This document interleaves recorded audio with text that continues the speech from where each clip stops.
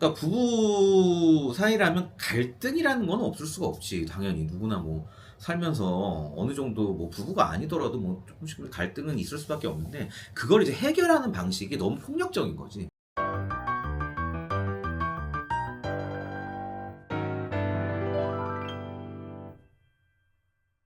아, 김 변호사, 응. 요즘에 보면은 나도 영상도 보고 여기저기서 보는데, 그러니까 이혼을 잘 하는 스타일이 있다고 하던데, 이게 어떻게 보면은 뭐 정말 그런 게 있는지 없는지 모르겠지만, 그래도 워낙 그 이혼 송사를 많이 진행을 해봤잖아. 그래서 약간 이혼 잘하는 스타일이랄까, 최악의 배우자상이랄까, 그러니까 어떤 사람들이 그런 대상이 될까? 뭐 이혼을 잘한다. 이게 뭐 말이 좋아서 이혼을 잘한다는 거지. 거의 뭐 그 사람에 대한 욕이라고 할 수 있는데 나도 이제 이혼 소송이라는 거를 하도 많이 경험을 하다 보니까 이제 나도 뭐 거의 10년이 다 돼서 그러니까 좀 보여. 이제 그런 스타일들이. 그래서 몇 가지 좀 보이는 게 일단은 이제 폭언이나 뭐 폭행 이런 부분들이 굉장히 그러니까 다혈질 다혈질인 스타일들이 많아. 이제 이혼하시는 분들 보면 이게 뭐 남녀 불문이야. 꼭뭐 누가 뭐 그렇다 하긴 좀 그렇고 이게 어떤 의미냐면 그러니까 부부 사이라면 갈등이라는 건 없을 수가 없지. 당연히 누구나 뭐 살면서 어느 정도 뭐 부부가 아니더라도 뭐 조금씩 갈등은 있을 수밖에 없는데 그걸 이제 해결하는 방식이 너무 폭력적인 거지. 그래서 이런 뭐 이혼 소송의 자료들을 보고 있으면은 물론 폭행하는 경우 폭행은 좀 참 드물지만 극단적이라서 조금 그거는 이제 빼고 얘기더라 하더라도 이런 뭐 카톡이나 이제 녹취 자료들을 나는 많이 보잖아. 그러면 야 이거 어떻게 부부 사이에 이런 아무리 화가 나도 이런 식으로 얘기를 할 수 있는 이건 거의 무슨 길거리 가다 시위부터도 이런 얘기를 안 하겠다는 정도의 이런 얘기들이 막 오고 가는 게 있어. 나도 좀 깜짝깜짝 많이 처음에는 굉장히 놀랐어. 변호사 처음 할 때는. 근데 이러다 보면 그 갈등 조정 능력이 떨어지는 거지. 그러니까 조금만 화가 나도 그냥 폭언으로 이어지니까 이런 것들이 계속 쌓이다 보면 도저히 이제 부부관계 유지할 수 없는 그런 상황으로 오는 거야. 그래서 첫 번째는 내가 볼 때는 이제 다혈질, 폭언 이런 부분이 정말 이혼 잘하는 스타일인 거고 두 번째는 이제 책임감이 부족한 사람.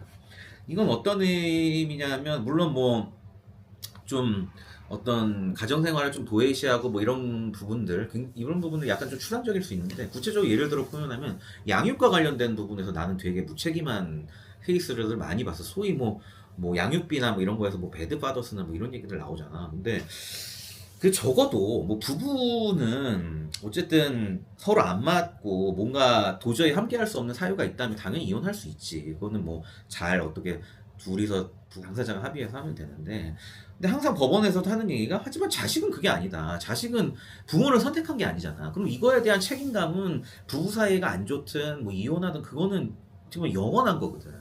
근데 이거에 대한 책임감이 너무 부족한 것들을 많이 봐. 그게 결국에 또 어떻게 보면 부부 간의 불화의 원인이 되기도 하고. 그러니까 나는 너무 좀 안타까운 것들이 막 양육비 이혼 조정 같은 거 할 때 이제 양육비를 책정을 하잖아. 이제 비양육자가 양육자한테 양육비를 예를 들어 월 얼마씩 줘야 되는데 법원에서 하는 얘기는 한 이거 없어도 빌려서라도 줘야 되는 게 양육비다. 이 맞는 얘기거든. 아니, 어째서 내 자식 아니야. 내 자식이니까 아무리 이혼해도 빌려서라도 줘야 되는 게 양육비인데 이혼자 관련된 예를 들어 이혼 조정이면 딴 건 다 합의가 됐어. 뭐 위자료 뭐한 2천 뭐 주고 뭐 재산 분할도 잘 되고 다 잘 끝났어. 잘 됐는데 양육비를 5만 원 덜 주겠다고. 나는 이거 조정 못 하겠다. 야, 실제 있었어. 양육비를 뭐 한쪽에서 100만 원 달라 그랬는데 아니 나는 95만 원밖에 못 주겠다.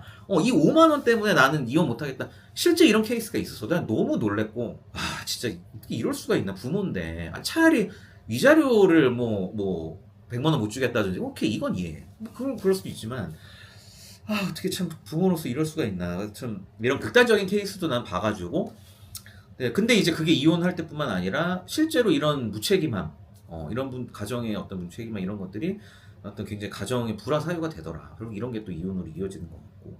마지막으로 뭐 너무 상식적인 건데 배려가 부족한 사람. 이게 굉장히 그런 것 같아. 어떻게 보면 전혀 다른 사람이 만나서 이제 가정을 이루는 그런 부분인데, 뭐, 물론 다 그 사람한테 상대방한테 맞출 수는 없겠지만, 최소한 이제 이해를 하려는 노력?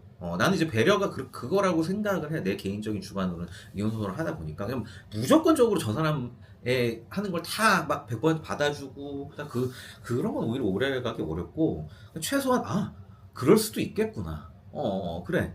뭐, 그럴 수도 있지. 이 마음가짐이 사실 나는 어떻게 보면 오래가는 어떤 부분의 어떤 배려의 난 핵심이라고 보여. 너무 막 뭐 받들어 사실 그것도 오래 못 가는 경우가 많더라고. 그래서 그런 배려. 근데 그거조차 없다. 그러니까 모든 거를 내 기준에만 맞추려고 한다 하면 또 극단적인 싸움이 나는 불화가 생기고 이런 경우니까 나는 이제 좀 전에 말한 이런 세 가지들이 어떻게 보면 솔직히 말해 이혼 잘하는 이혼 특기자들의 어떤 그런 특징인 것 같고 뭐 이런 부분들을 좀 어떻게 보면 뭐 내가 이런 거에 하나라도 지금 해당한다면 좀 많이 생각해보고 좀 반성해보는 그런 시간이 물론 뭐 나도 그렇겠지만 뭐 이게 다들 좀 필요하다고 나는 생각을 해.